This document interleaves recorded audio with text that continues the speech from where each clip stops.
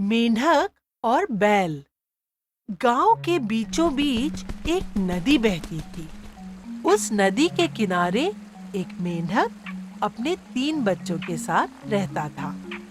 वे सभी खाते पीते बाहरी दुनिया से अलग बड़े ही आराम की जिंदगी गुजार रहे थे। खा पीकर मेंढक ने अच्छी सेहत बना ली थी। उसे देखकर उसके बच्चों को लगता कि दुनिया में उनके पिता जैसा विशाल और शक्तिशाली दूसरा कोई नहीं है। मेंढक को भी इस बात का अहंकार था।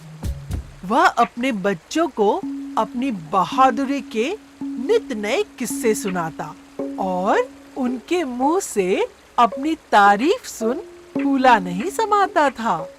एक दिन मेंढक के 3 बच्चे खेलते हुए जंगल से लगे गांव में पहुंच गए।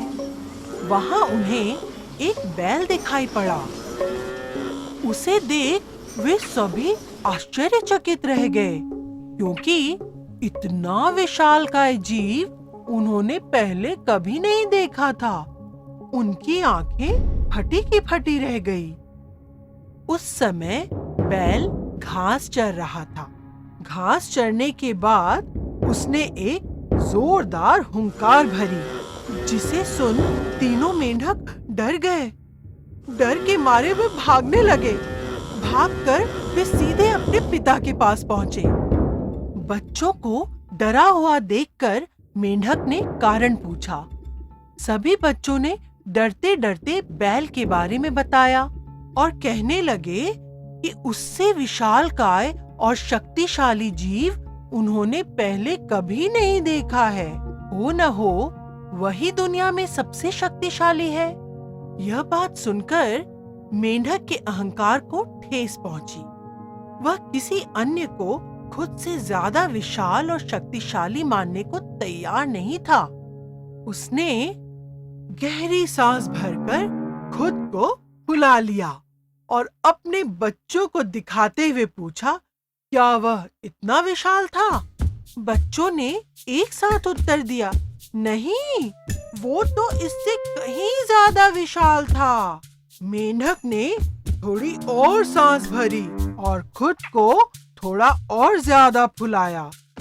लेकिन बच्चों ने बताया कि बैल इससे भी अधिक विशाल था। मेंढक खुद को किसी भी हाल में कम नहीं दिखाना चाहता था। उसने जोर से सांस खींची और खुद को फुलाने लगा। वह खुद को फुलाता चला गया।